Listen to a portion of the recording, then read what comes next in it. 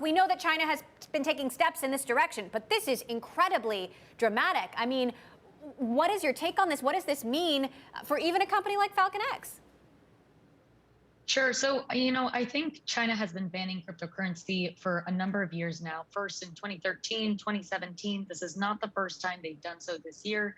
And for an authoritarian regime that's trying to promote their digital yuan and keeping in mind that the China national holiday is next week, their crackdown on crypto is what I would really align with Senator Pat Toomey, a big opportunity for the United States and a reminder of our structural advantage over China in terms of, just what we've seen historically. To what Ed mentioned, this definitely wasn't as large of a move as we've seen, prior times in market movements. We see a red candlestick down and panic initially, followed by a quick buyback and market recovery for BTC, largely buy side, led by Asia-based hedge funds, and for U.S.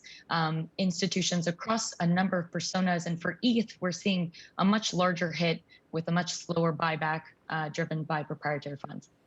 Who are the winners and losers here? And if you could get into some coins specifically, that would certainly help us better understand the situation. Yeah, that's a really, really good question. I think what we were seeing, it was, a slower last 2 months historically for us on the volume side. We saw 7 times more volume today than we had seen across, a number of weeks where we had a lot of conferences, both in traditional finance and cryptocurrency.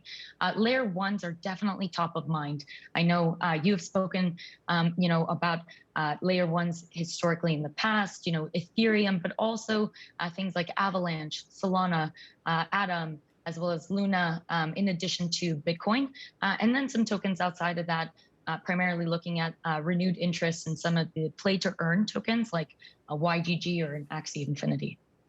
And, China is saying they're going to investigate anyone working for overseas cryptocurrency exchanges as well. Would any FalconX employees fall under that umbrella? I mean, what does this mean for your employees and the way that you operate as a company?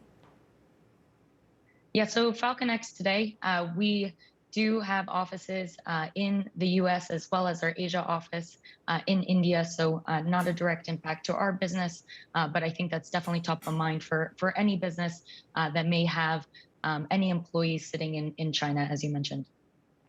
Now, if, obviously this is happening in Asia, which used to be sort of the center of crypto innovation. We're preparing for tougher regulation here in the United States. We're preparing for tougher regulation on crypto in Europe. If that's the case and you see a broad-based crackdown, then where do you think the growth is going to come from?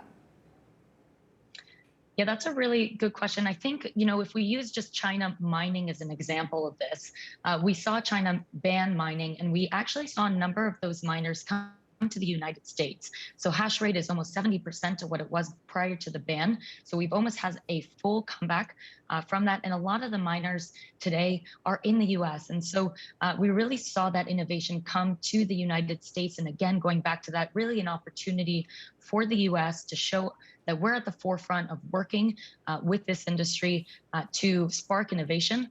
I think across the board, everyone's trying to protect consumers. That is top of mind for any company in this space. How do we do so without stifling innovation?